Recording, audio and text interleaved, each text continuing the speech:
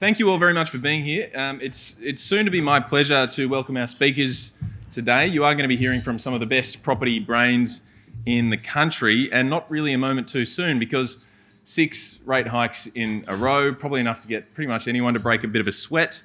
And this is probably, arguably, one of the most turbulent times that we've seen in property for quite a long time.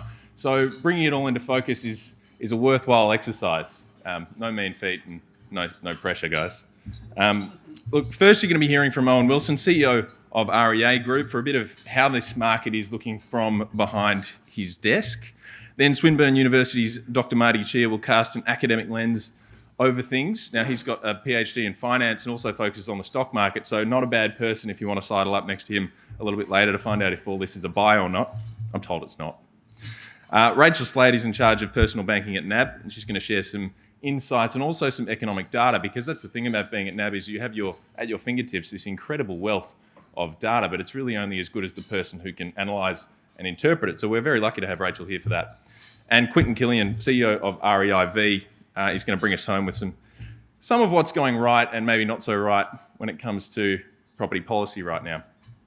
Then Nathan Morby from the Herald Sun, property and development reporter, is going to share some observations about the market, maybe fire a couple of questions in the mix. I'm going to do the same, and then we're going to open it up to Q&A from all of you as well. So have a bit of a think about what you might want to know, what you might want to ask, and make sure that when you do ask, you state your name, and so we can find out where you're from. The other thing to say is please turn your phones on silent. I know we've already said that once. Now's a great time to remind you all. Look, we're going to get straight into it because we don't have that long, because we want to wrap it up at 2 o'clock and get straight into a rousing afternoon of work. Look, I want to welcome Owen to the stage. Thank you very much. Looking forward to hearing your remarks, mate. Cheers.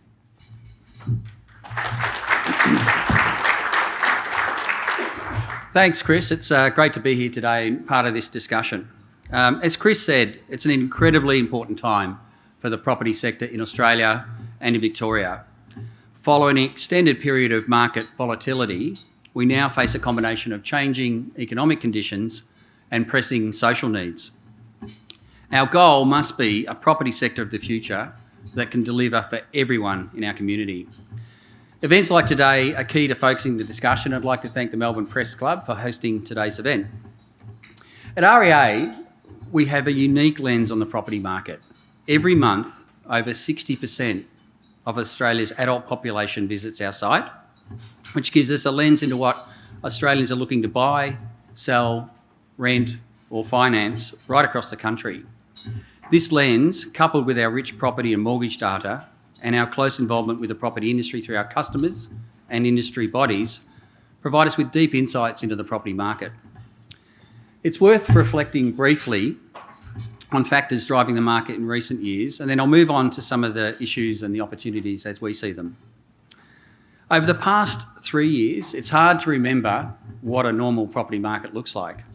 In 2019, the Royal Commission into Banking resulted in banks significantly tightening lending policy, effectively choking the property market. Coupled with a protracted federal election and potential changes to negative gearing, the result was one of the worst property markets in a decade. Just as we're emerging from the malaise, the pandemic hit the property industry hard, particularly here in Victoria and then in New South Wales, as lockdowns made transacting property very difficult. Last year, we saw a strong rebound in activity as we emerged from the peak of the pandemic. Record low interest rates, and dare I say, the promise they were supposed to stay low until 2024, together with strong employment, fuelled huge demand for property. New property listings on realestate.com.au surged to levels not seen in many years, and prices responded accordingly, rising significantly across the country. Over the past 6 months, as we know, successive interest rate rises have taken the heat out of the market. But it's worth noting that on average, prices across Australia are currently 31% higher than they were at the start of the pandemic.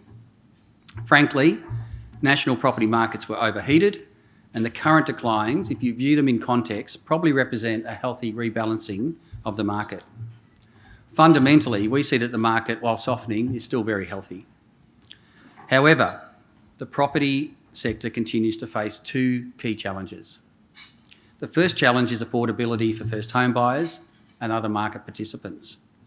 Lower house prices does not necessarily improve affordability because higher interest rates reduces borrowing capacity and wages are not keeping pace with surging living costs.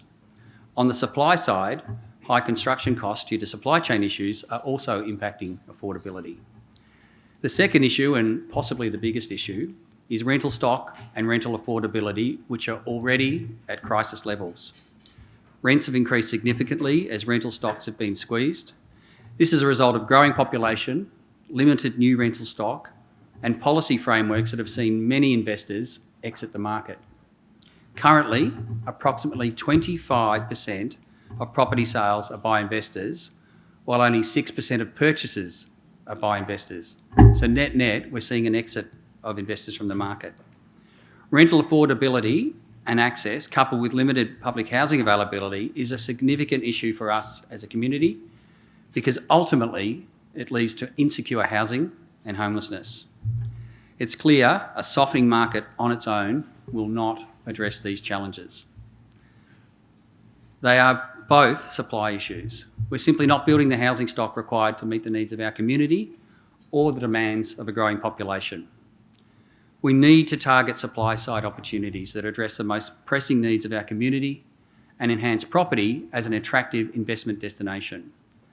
We see a number of key levers. Stamp duty.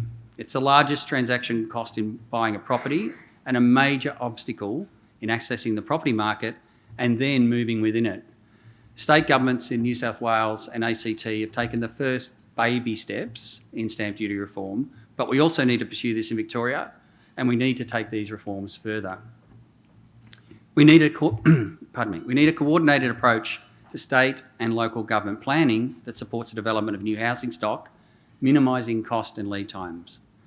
We need more balanced tenancy legislation, which supports renters while ensuring that owning rental properties remains attractive to investors. We need more public and affordable housing. And lastly, we'd like to see targeted demand-side programs for first homeowners and potentially others that encourages the development of new housing stock rather than have them compete with existing stock. The good news is that there's broad acknowledgement of these issues, and we're already seeing focus and initiatives underway through government and industry. The challenge is achieving the speed of change that's required. If we're successful in increasing supply, we will deliver greater affordability and access, a thriving property sector continuing as a major contributor to the economy, and critically, better property outcomes and experiences for all Australians. Thank you. I look forward to the discussion today.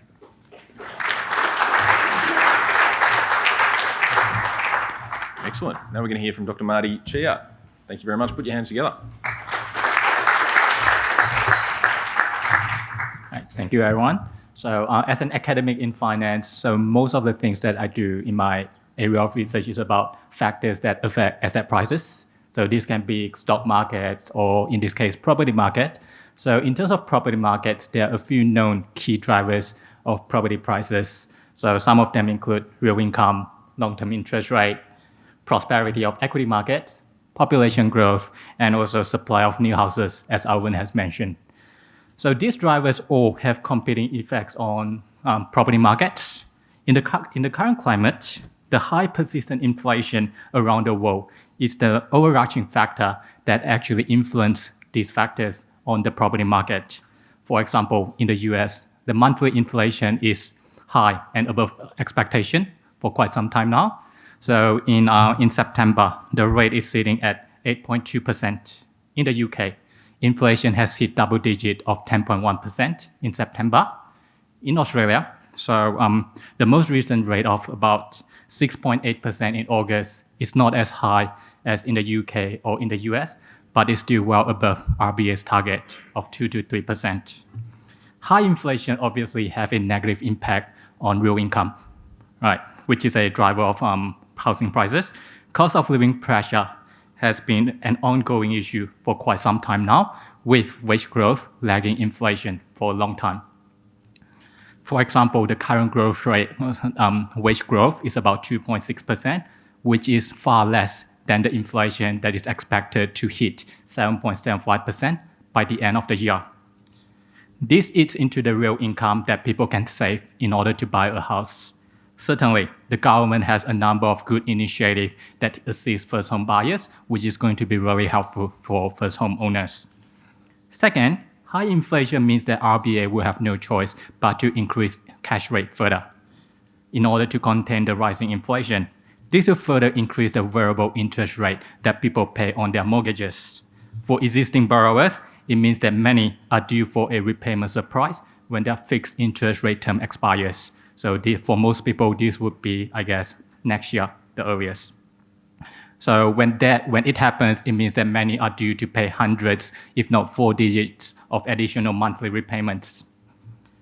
Bank assesses the repayment ability of new borrowers using a buffer of 2.5% last year, and currently 3% above the current interest rate, as required by APRA. And RBA, over the last 5 or 6 months, has already increased the cash rate by 2.5%, and more is expected to come.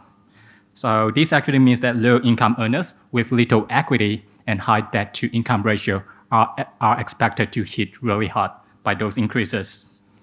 The current climate also points to increasing risk of global recession led by the US next year, as highlighted by World Bank report. So in the US, the GDP growth has been negative for consecutive quarters. In Australia, the economic outlook is more positive, but we will not be immune to the impact of recessions happening elsewhere. So for example, the current high US dollar relative to other world major currencies means that investors are currently in a risk-off mode in preparation for the upcoming risk of global recession. Over the last few years, the shift from low interest rate to high interest rate environment means that it actually offers us with some insight on what's happening over the last 2 or 3 years about home buyers' behaviors. Definitely, we were in a low interest rate environment for a really long time until May this year. Right, so this actually helps to create the illusion that housing prices were never going to fall. Many buyers bought into this expectation, right? Maybe due to some behavioral reasons, such as fear of missing out, or the greater fool theory that states that we can always sell the houses to someone else at higher prices. But those behaviors now have a significant impact on home buyers' ability to repay their mortgages when they have to, and also the value of their houses if they have no choice but to sell it. Right, thank you.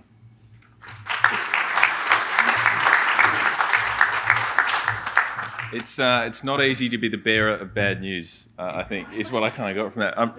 What we have there, more rate hikes, more inflation, higher chance of recession, more poverty. There's a bit of bad news there coming our way. It's a bit of a shame. Hopefully there's some good news coming. Rachel, what do you reckon? Thank you very much. Cheers. Yeah, thanks, Chris. I might try and offer some optimism just so we, don't all go into the weekend and the rain very depressed. Look, also a special welcome to all of the NAB customers in the room and the rest of you who I would consider to be future NAB customers. Well, look, as Nathan and Chris and many of you in the room can attest, increased cost of living and rising interest rates have been definitely dominating news coverage and conversations around kitchen tables this year. And I have been in banking long enough to remember the last cash rate increases in 2010. I've also experienced both professional and personally the high of 17.5% in 1990 and the low of 0.1% in November 2020. And looking around the room, I reckon I've got a few of you who've also experienced that. But for a lot of Australian homeowners, it is safe to say that the last 5 months of increasing interest rates and that impact on home loan repayments is a completely new experience. There are people in my team at the bank who've never experienced increasing interest rates. And as a trained economist, maybe not as illustrious as Marty here, but it is easy to understand the reasons why central banks need to lift or lower interest rates. And we know that changes to the cash rate are part of a normal economic cycle. But for most Australians, the reality is that higher rates can have a profound impact on their lives, and particularly when the pace of change has been so acute. Consider this: if you have a $500,000 mortgage right now, your minimum monthly repayments will have increased by around $650 since May. That's a big adjustment because it's coming, of course, on top of the rising cost of living. What we're hearing from customers, though, is that the offset to that in how people are feeling in terms of their worry about their financial position is that unemployment's incredibly low. So while cost of living's increasing and there's that threat of the interest rate changes coming through, people are still feeling very confident about having a job. If that changes, then things are really going to change. When it does come to home loan customers, we're seeing two different groups of customers. Most are in a really good position to withstand the changes, and so what they're thinking about is how can they better manage their money to respond to what's going on in the environment. But for a small number of customers, this is a really stressful time, and they're looking ahead. They're worried about how they're going to manage their future financial commitments. The majority of our customers are ahead on their home loan, and offset balances are 10% higher than they were before 2019. Because during this period of really low interest rates, we've seen over the last few years that many of our customers took the opportunity to get ahead on their repayments.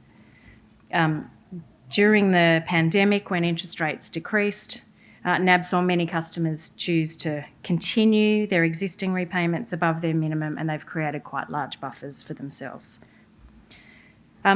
It's worth noting it wasn't the same for all banks through that time. We chose to do something different during the pandemic in that we talked to customers individually to assess what was the best for them, and we're seeing the benefit of that now. Because of those conversations, many customers continued making repayments or continued making higher repayments, so they're in better shape. They're in better shape now. But despite those economic challenges that we've heard about, we do remain positive that overall Australians are in a strong position. As Marty said, home loan applications are assessed on a rate that's either a minimum of 5.75% or their actual rate plus a buffer of 3%, which ensures that they're able to appropriately manage repayments both today and in the future should rates rise. But it doesn't mean that people won't be feeling the impact on their bank balances each month. But what we are seeing is customers adjusting their spending and taking control of their finances. And it's important to note that it will take time for the impact of interest rates to flow through, and we really haven't seen the full impact of how consumer behaviour is going to change. The repayment cycle is going to take a while to flow through, and then we've got customers on fixed rates that expire over the next couple of years. I was boasting about locking in a 4-year fixed myself a couple of years ago, so I've got a couple more years of enjoying that. I didn't get a special deal, just a really good deal. We're also seeing a lot of people setting budgets, probably more than ever when we talk to customers. The proportion of customers that are setting budgets is growing, which is great. And we are starting to see customers telling us that they're cutting back on some discretionary expenses. So one less streaming service, I could definitely do with at least one less in my household. Less takeaway, less entertainment, maybe changing the brands that are going into the basket in the supermarket. And of course, they're asking their banks to give them a better rate, and they should. So these changes continue to put homeowners in a pretty strong position to withstand any more changes. Additionally, as banks, and we've demonstrated this over the last couple of years, we've got a critical role in helping homeowners through this challenging time because home loan repayments are already one of the biggest expenses that people have each month and one of the most important assets that they have. So at NAB, our team, we don't have a team that's called the Debt Collection Team. We have a team that's called NAB Assist, and they're a team of award-winning financial counsellors who are very empathetic and helping customers through these changes. Often when a customer comes to us when they're in financial difficulty, it's because something else has happened in their life. An illness, a divorce, a death in the family or the loss of a job. So it's really important that we can actually put them in touch with the right services as well as helping them with their financial support. And we supported tens of thousands of customers through COVID. And this same team at the moment is helping thousands of customers impacted by floods. So they speak to Australians every day about understanding what's going on with their lives to try and help them manage their financial and life situation. So regardless of who you bank with or who your customers bank with, the biggest thing I can encourage is that if customers are worried about their financial situation, the best thing that they can do is to talk to their bank early. We know that when a customer gets in touch with NAB Assist at the early stages of their concerns, we can get 90% of them back on their feet within 90 days. So that's important to remember. Now back to optimism. If we look at the property industry as a whole, despite the headwinds, I think there is a lot to be optimistic about. First home buyers are no exception. The ABS data from August shows the number of new first home buyer loans nationally rose by over 10%, which is the largest increase we've seen since August 2020. And of course, we've got the recent launch of the federal government's new home guarantee scheme has meant that we're still busy helping first home buyers into their homes. And also we measure our confidence in residential property, and our most recent measure has just risen across Victoria, up 5 points to +33, which is a sign that prospective home buyers in the market have confidence and they're taking a longer term view of this current cycle of rates and house price declines. I don't need to tell this room about September's auction markets and clearance rates and, a big weekend potentially coming up to this weekend. And for the first time in 2 years, the number of Australians who say it's a good time to buy has risen. Prior to the pandemic, when we asked buyers what was on their wish list, it was often an ensuite or an open plan kitchen. The top 3 insights we're seeing today: number 1, not a surprise. The most important factor when looking at a home right now is how much can I borrow? Number 2, location, location, location, and access to shops and restaurants are really actually increasing on customers' lists, and that probably goes along with the strength in consumer spending we're still seeing in the market. And thirdly, we're actually seeing more customers looking to buy in the suburbs as people are starting to gravitate back to the CBD. So look, throughout the last 3 years and everything that's been thrown at us, I think Victorians have shown they're very resilient. Things are looking up, and on an international scale, Australia's a pretty good place to be right now. I wouldn't rather be anywhere else personally, professionally or economically. But it is on banks to continue to give buyers the confidence and support to get into that dream home, help our existing customers know what their options are, and to be there for those customers who are worried about how they're going to make it through. So thank you for your time this afternoon. Really look forward to the discussion.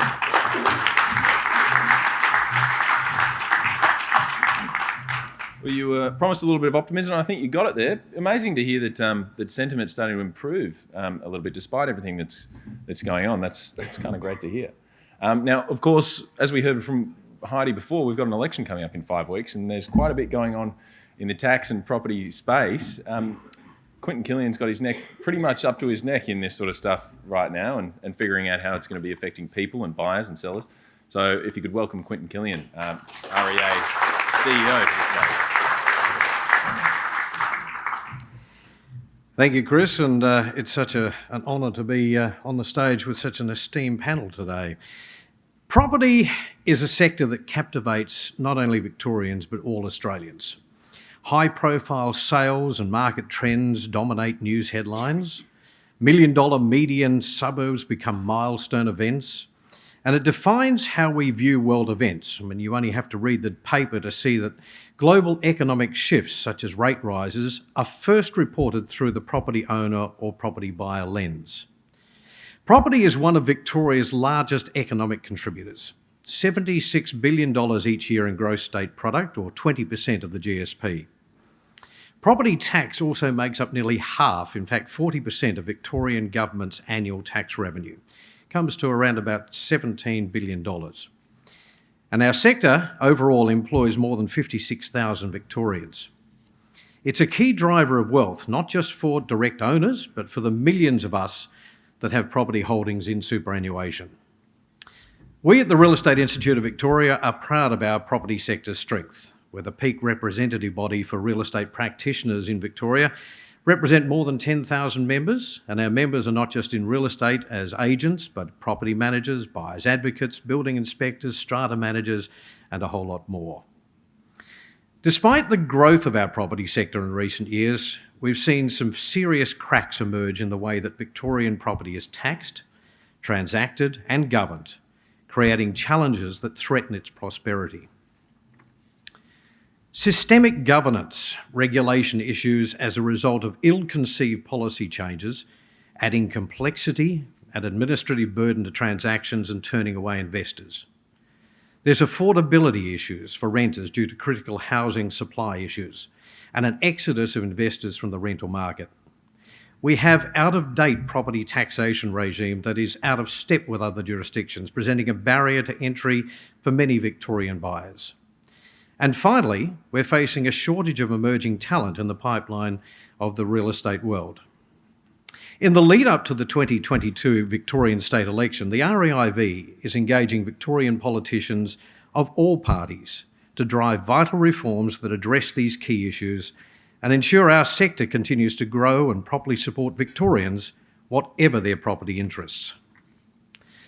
Some of the key focus areas of this engagement activity include calling on the government to examine the systemic governance issues facing the sector by prioritising a review of the Statement of Information and Material Facts guidelines, as well as creating an industry-wide standardised contract of sale. We're also calling for the introduction of mandatory continuing professional development for all real estate practitioners. We're calling for the much maligned stamp duty tax to be abolished and replaced with a more competitive, broad-based tax regime, one that will benefit state government revenue, but it will also improve profit affordability and encourage mobility in the property sector. We're calling on the government to review the Residential Tenancies Act to simplify the now complex regulatory requirements and high costs of managing rental properties. This will make rental property more attractive for investors and address the critical rental supply issues. And finally, we are seeking simple legislative reforms that improve the transition of emerging talent from tertiary or vet education to performing actual real estate tasks while they continue and complete their studies. This simple legislative change will strengthen the pipeline of new talent for years to come and help fill the 1,400 vacancies that currently exist just in property management sector alone. It will also ensure that both tenants and owners are receiving the attention to detail that they require. Before closing, I'd like to note that the Victorian Government's recent missteps, such as its recently announced $4 million real estate underquoting task force, confirm to us that in order to continue growing, an industry as large as ours needs a dedicated senior ministerial portfolio. We know that ministerial portfolios are allocated based on values and policy priorities. For a sector that contributes over $70 billion to our state economy, it is clear that for better property policy, it needs to be removed from a consumer affairs environment and placed under a dedicated property minister. In our 2016 negative gearing campaign with our national office at the REIA, we identified that over 80% of Australia's property investment is made by people who own a single property and at that time were in the wage bracket of around $80,000 to $90,000 per annum. In fact, institutional investors, which seems to be a target of much of government's activity, only account for around 5% of Australia's rental holdings. So if the bulk of property investors in Australia and in Victoria are people looking towards their retirement through a simple property investment, we need to be encouraging these people to the market and encouraging them to stay in the property market, not finding more and more ways to push them away to other investments. In the lead up to the 2022 state election, these are the REIV's election priorities for engagement and hopefully for good change. Thank you very much.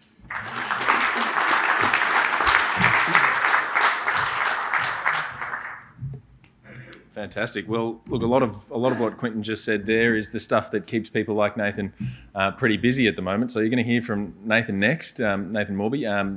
You're going to do it from there.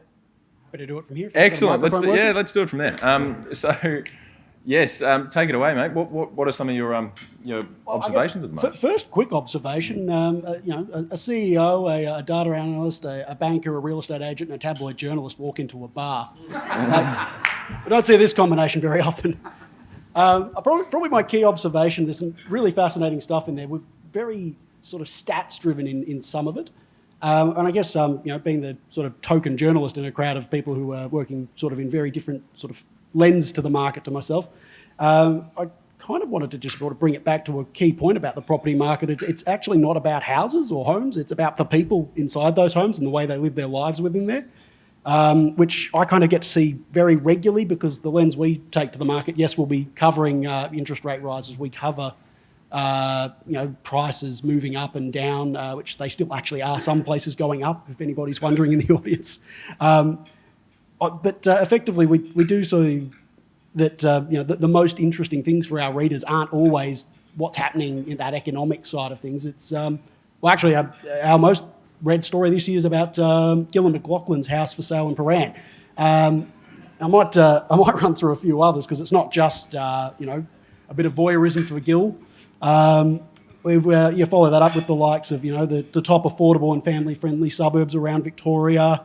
Then you might see Sydney Swan Lance Franklin selling a house. Then Victoria's cheapest towns to buy a house. Then Collingwood footballer Scott Pendlebury listing a home. Then you might see where values are declining in certain suburbs. A Pakenham house with a $70,000 double-storey shed out the back. Dane Swan listing a home that Collingwood made him buy so he would not live in the share house where his mates kept getting him into trouble. You might be seeing a bit of a theme there. It's actually not that Herald Sun readers love footy and property.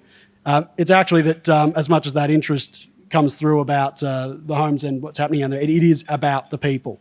A lot of us have talked today about affordability, and I think that's actually really important to address because at the moment we're kind of, I feel we're at a very close to a sort of a key point of what happens to the great Australian dream of owning a home at this point.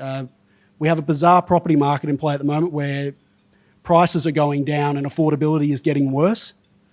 I think anybody who's been sitting there waiting for the market to come down so they could actually afford to buy a home is probably sitting there scratching their head at the moment trying to work out how it didn't work out for them.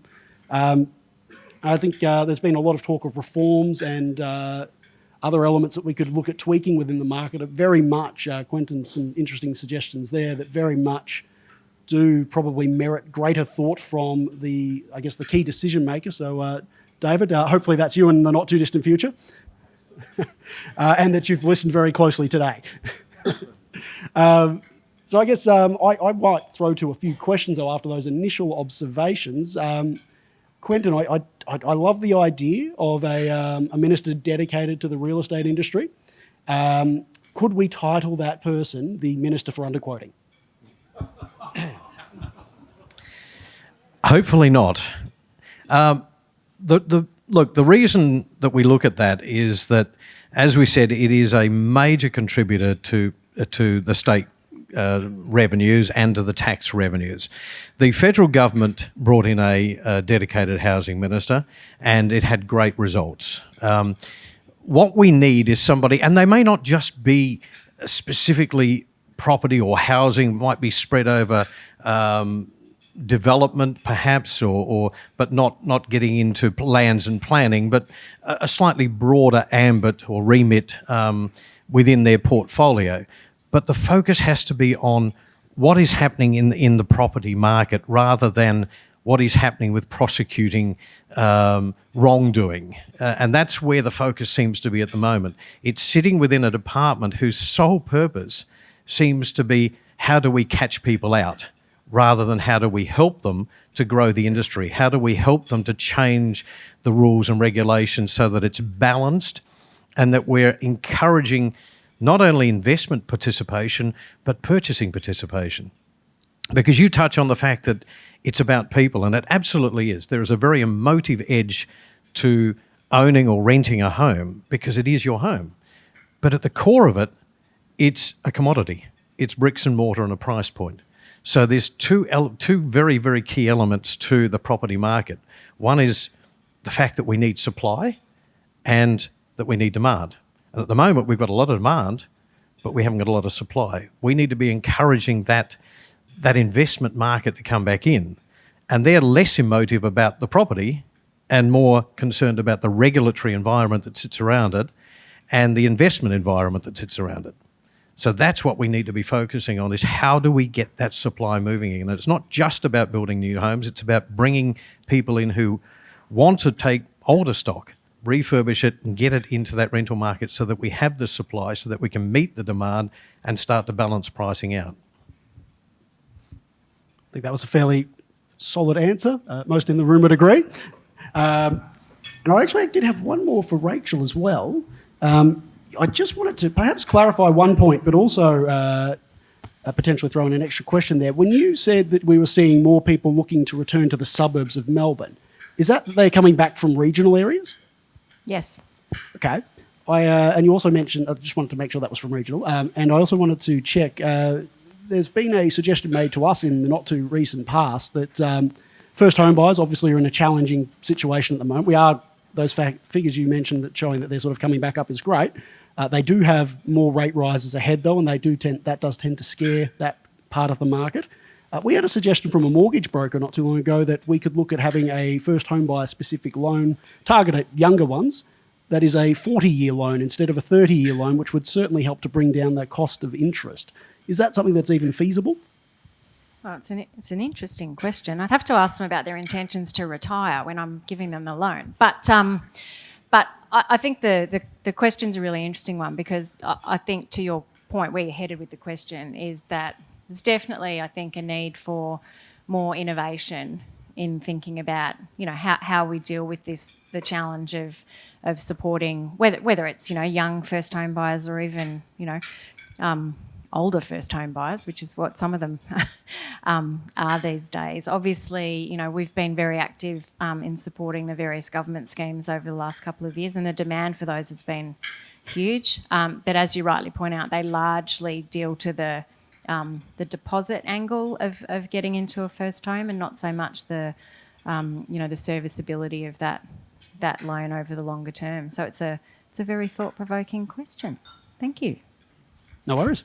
I'm happy to let Chris jump in here if he'd like. Yeah, thanks, mate. I've got a couple of questions, because what we've been hearing a lot of here is talk about supply and talk about sentiment, which is understandably the drivers of the market right now. Oh, and you said something absolutely fascinating to me before, or you said it to everyone. You said that 25% of sales right now are coming from investors and only 6% of buyers are investors. That is an amazing gap. What sort of path does that put us on, do you think?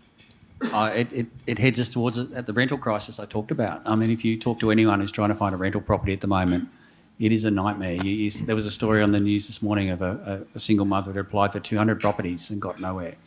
And so, the fewer investors in the market, the fewer that's available, and the rents are going up. They went up 10% to June this year. They'll go up. Our forecast is 10 to 15 in the next 12 months. So at the same time, people, and this is the segment of our community who can't afford to buy a house. They've got their cost of living going up just through inflation, and their rents are now going to go up double digit. So it's creating an absolute crisis. And there's no short-term solution. You can't just click a finger and put supply on. So it's something government's going to be aware of. And particularly problematic in the regions. I see some parts of the country, some parts of the state, I think in Warrnambool, the vacancy rate's at 0.5% right now. Yeah, that's right. Actually, the regions, through the pandemic, we saw a lot of people move to the regions. We saw a huge amount of people buying that second property, that lifestyle purchase, either be in the country or by the sea, which took a lot of stock out of the market as well. And so people from the city who could afford to soak up these properties in places like Warrnambool and Bendigo and down on the coast, they've taken rental stock out of the market. And so you're trying to get a job down there, and job vacancies in Warrnambool through the roof at the moment. There's nowhere to live. And on that, the federal government's talking about the importance of getting as many as 1 million skilled workers into the country. Marty, someone who watches the data pretty closely, what sort of impact is that likely to have on the property market, the influx of demand for housing coming from overseas, while we haven't got enough to manage the demand coming locally? Yeah, so this is going to, I guess, create to the ongoing problem that Owen has mentioned as well, that there's simply not enough supply. So in short, with population expected to grow more now that COVID pandemic is over, so the increase in population is expected to increase both the prices and rent, which in some sort is going to offset some of the negative implications of the high inflation and high interest rate. So, but I guess the only way that we find out which is going to have a major factor or driver of housing prices is until it happens. That's worrying. Quentin, you mentioned a fair few kind of things that you're calling for coming up to the next election. I mean, look, if you had a top priority right now, and we've just been hearing about the lack of supply, legislation-wise, what is the one thing that you want to happen right away? Look, I think to try and create some mobility in the market, I think having a serious look at, there would be two items. The Residential Tenancies Act, it absolutely needs a review, all right? And I won't sit here and try and go into individual aspects of it, but there's 130 changes that came in last year, and it needs a review. Many of those are not working. So that's creating problems that are forcing landlords or forcing rental providers away from the market. If we can also look at the taxation regime, because the taxation regime is a real roadblock to mobility in many cases. If I'm turning 61 in a couple of weeks, but if we bought a house, we're up for a sizable amount of stamp duty, which is going to come out of our pocket. If we're selling out of a place and downsizing, a sizable amount of that capital gain, if we made a capital gain, is going to go straight back into the coffers of the government for the purchase of our next home. So therefore, we're likely to stay where we are. We're not likely to downsize. We're likely to just live out our days there, which doesn't create this mobility. It doesn't create this new market. But one of the other key elements that I think needs to be looked at is the fact that over decades and decades, governments of all persuasions have not paid enough attention to public and social housing. So there is a complete lack of public and social housing growth over the last few decades, and there has been a pseudo-dependency on the private rental market to take up that slack. So they need to be focusing back on how do they bring supply of public and social housing back into play in a big way so that it takes the pressure off that private market and doesn't make it that dependency for the lower socioeconomic group. Yeah, it's a great point about the kind of the use of those houses. You've got spare bedrooms, might want to downsize, not that keen to it. I get it. I suppose one of the things, Rachel, listening to you was the one about sentiment. I find it amazing that for 2 years you've got sentiment falling. The time to buy a house, is it a good time to buy a house, falling for 2 years straight. Now it's started to turn around despite everything that's going on. Now, you said that it was largely to do with the jobs market and people's confidence there. We're at 3.5% now. A lot of people, I think including your own bank, is forecasting a rise in the unemployment rate. What do you think about the sentiment looking forward as you look ahead? Yeah, but before I answer that, I should say, I said I was a trained economist before, and there are two kinds of economists: those who can't forecast the future and those who know they can't. And I can only make that joke because I am one, right? So, but it's a great question. So I think there is still quite strong confidence in the employment market, and even though our economics team are forecasting a rise, it's still got a four or low fours in front of it, which is still decades. Well, in fact, I'm not sure if we've seen unemployment that low in this country. I did write my honours thesis on the relationship between inflation and interest rates. Made sense till about 2009, and then the whole world went crazy, didn't it? But so I think there is real confidence there. The other spot where there's still very strong confidence in Australia is business confidence is very strong. And what we're seeing from our business customers is high confidence. And that's also, though, playing through into cost of living, because at the moment, businesses are successfully being able to pass on their higher costs to consumers. So we really haven't seen that, that cycle play through into consumer behaviour. And of course, I think the other thing potentially going on in the minds of both businesses and consumers is, what they're now seeing in Australia, what they're hearing from the Reserve Bank. There's definitely a sense that, yes, there are more rate rises to come, but the pace of change is slowing. And then I think they're now looking forward to, when does that flatten and when does that start to turn? Yeah, it's amazing to kind of think about those cogs turning out there, really. I mean, we saw during the pandemic, of course, transaction numbers absolutely plummeted for obvious reasons. Owen, we've been talking about this weekend, tomorrow, being the busiest auction day for Melbourne in 4 months. So it seems that people aren't worried so much about transacting, or at least they have to. I mean, do you think that that's likely to continue? Are we going to see a big summer of selling now that we've kind of, you were saying to me before, it could be the first normal year we've seen for quite a long time? I think so. I was only talking about this earlier in the week. It feels like we're having a late spring this year. And I don't know if that's because of the extra public holiday for the Queen's morning, or more focus on the AFL this year because it was back in Melbourne. I don't know what the cause is, but it really does feel like the weeks immediately post the grand final were pretty benign, and all of a sudden people are coming back to the market. And as I said in my opening remarks, it feels like the balance is about right. At the top of the market last year, there were probably 3 to 4 buyers for every property that was on the market, which is just crazy, and it's why the prices went nuts. I think we've got that balance more back, and there are people who are happy to sell in this market, particularly if you're buying. If you're buying and selling in the same market, there's no bad time to buy or sell, really.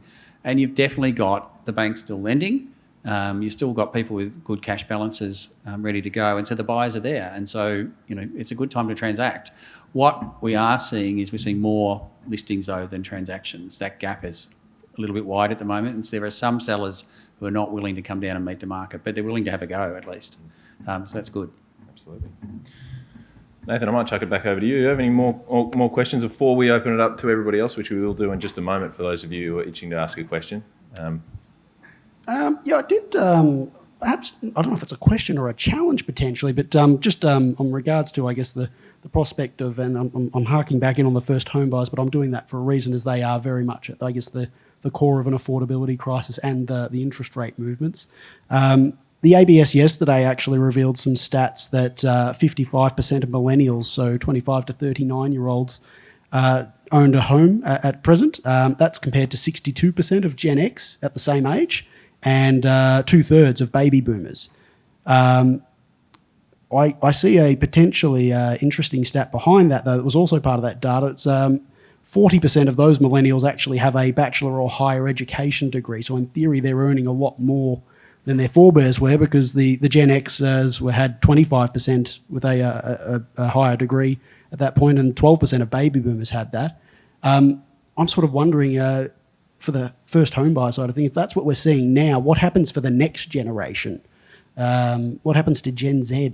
I'm happy for you to take that. I think you're going to see a lot more of our population who are permanent renters.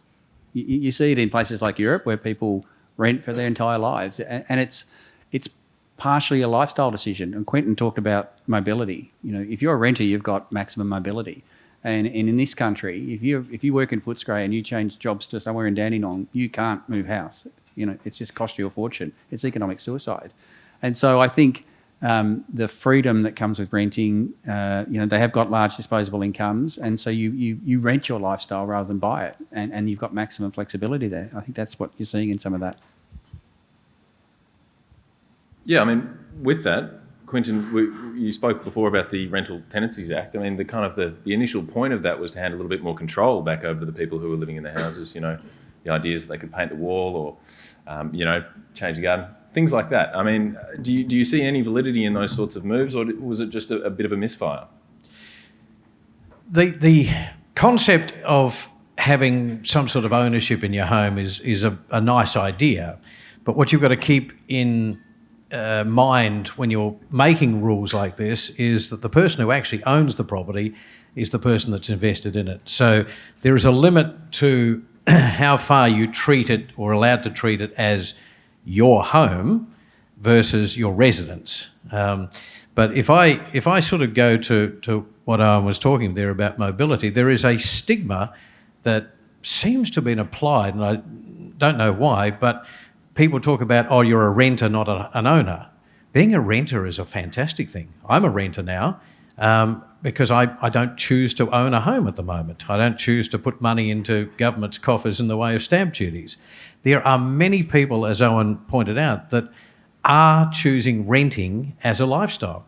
There was a gentleman who is a property investor that owned a $12 million portfolio that I spoke to when I was in my last job in Darwin. He does not own a home because, as far as he's concerned, that's simply paying a mortgage to the bank, which is wasted money. He may as well continue to use the money that he's getting from his investments, rent a property. He can choose what property he then wants to live in, whether he wants to live on the waterfront or in the country. So renting should never be stigmatised. It is a great lifestyle choice, and some people choose to do it forever, some people choose to do it for the time being. That is, I suppose, very encouraging for a lot of the people who will be doing it, as I said, for a long time. Keen to open things up. We've got a microphone that's going to be moving around. Please just shoot your hand up and please introduce yourself if you want to ask a question. Far ends. Take a pick.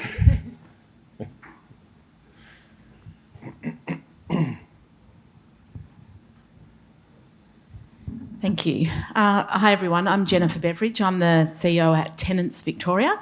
Hi, Quentin. So I'm pleased to hear the discussion.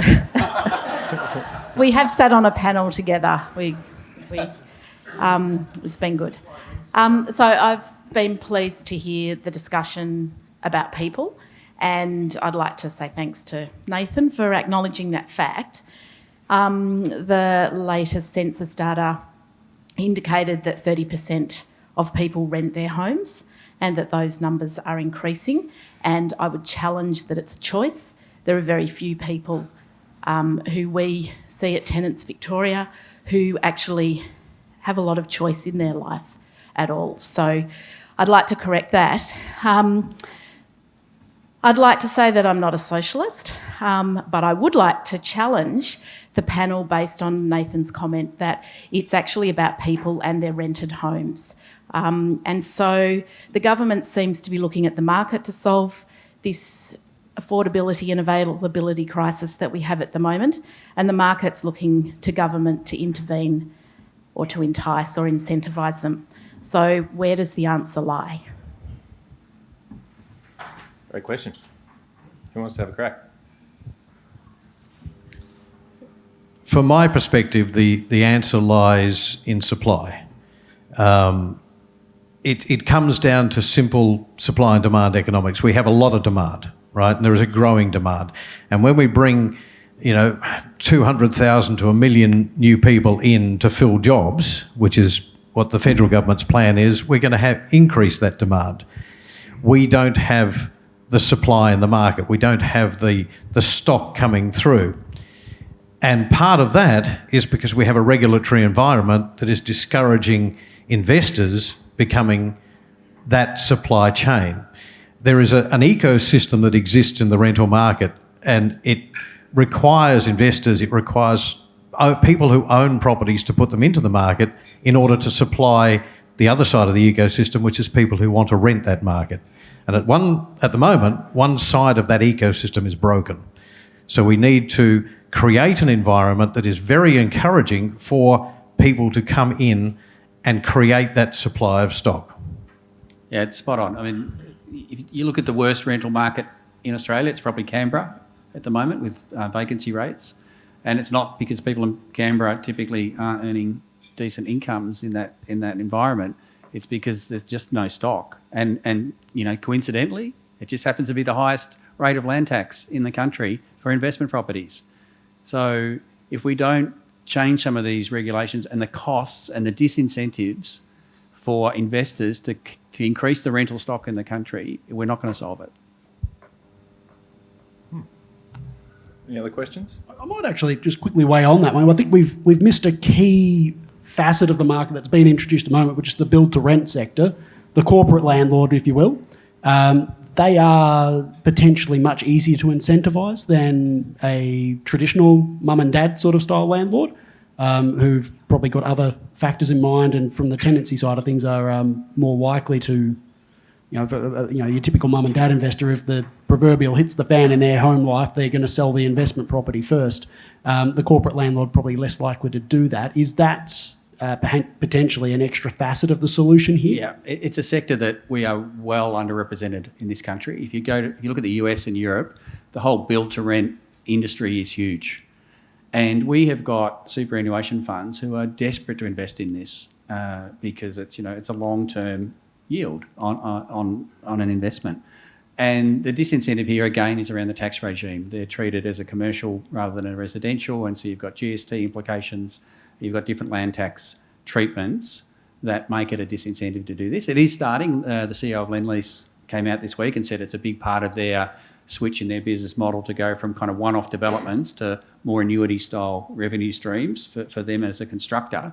But this would be a quick fix with the tax. If you change the GST rule on it, and if you change the land tax rule on this, build-to-rent would go off, I think, very quickly here. And as you said, it's long-term. They don't sell these, they don't divide them up, and it will create, very sustainable rental stock in this market. And that could be a quick fix. Absolutely. Selby Lynn Nicholas from 9 News. You talked about the tax and stamp duty reform. Are there other jurisdictions that are doing this well that we should look towards and take some guidance from? I don't know so much about well, but certainly trying it. New South Wales government has introduced a trial on a tax regime that essentially gives the home buyer the option of either paying a stamp duty in one hit or paying off a property tax over the life of their ownership of that property. So it's still in its infancy, and there is mixed reaction to it at this stage. The Real Estate Institute of Australia, our national office, has put forward an offering called Axe the Tax. That's the nice title of it. But essentially what it comes down to is broadening the GST and making that offering out to every state and territory for that increased GST revenue on the condition that, unlike the promises when GST first came in, that were never lived up to, that they actually remove those inefficient taxes, such as your land tax and your stamp duties. So by broadening that GST revenue, the expectation is that they will more than amply supplement what they're losing in property taxes, that they could get rid of those overnight and supplement that with GST incomes. So yes, there are a couple of options out there, but what we're actually saying is let's sit down and discuss it. We're not saying we've got the panacea and the magic bullet, but we need to sit down and have some really clever minds put everything like this on whiteboards and say, well, what works? What doesn't work? Why does it work? What doesn't work? David Davis, Shadow Treasurer. I'd make a couple of points. And the first is, one of them is tax. And the current position in Victoria is we've had property taxes ramped up heavily over the last 8 years. Huge numbers of new taxes, 43 new taxes, but many of them on property, and they make it much harder to bring stuff to market. The other side of that is the supply side, and it's been referred to, but that is partly planning. The Better Regulation Commissioner has put forward a set of proposals which the government, sadly, shackled to a large new housing tax at, sort of 1.75% levy on every property that was brought to market in a complex of more than 3, so that means every large development, and would have added $20,000 to a new home in the city and about $12,000 in the country. So tax is part of it, the supply is part of it. There's that shelf, on the shelf there's that list of reforms that can be done easily and swiftly and should be done. But more broadly, we need to bring much more to market. In the country, there's limited supply. We've said we need to bring 50,000 lots to market quite quickly, and similar ways in the city. The windfall gains tax has been put in place, and that has caused enormous concern across the sector, and has stopped many projects. They're just stopped dead. So part of it's tax, part of it's supply. In answer to Selby's question, the New South Wales thing is very new, as has been pointed out. The ACT experiment has resulted in increased spending by the ACT government, and in fact now they have both taxes. They have stamp duty and they have a land tax on the family home. There's one other question I had just on the back of that, which is we've been talking about supply. We haven't really talked much about how we're going to be able to build all this, because the construction sector, as we know, is absolutely out of puff right now. You know, they've had a terrible couple of years, and now construction materials have gone through the roof. So, you know, a question to anybody who's up for answering it is how do we get that in order, basically? It's kind of a big question. I don't know the answer. Well, one of the things that I would point to is something that Owen touched on before, and that is that we have, at the moment, a lot more listings coming in than we're actually getting transactions, which means that some of those are still sitting possibly above market expectations. If you had incentivisation in there, in the form of, I don't know, tax incentives or some other incentivisation for investors, many of those listings in existing properties could be looked at as investment properties for the rental market. So rather than just focusing on new builds, that has to be focused on. Certainly, we need to be adding new stock, but we also need to be turning to the existing market and saying, how do we turn some of those properties that are coming through into the sales market back into the rental market? Does anybody else have any thoughts on construction sector or otherwise? No? We are actually pretty close to being out of time. We've got time for one or two more questions, though, if anybody has a burning one. Not seeing many. I think we're pretty well watered and fed. It's coming up to 2 o'clock. Look, we might hand it over as well. I beg your pardon, Kathy. Thank you very much, everybody. Could we please put our hands together for the panel one more time? Thank you very much.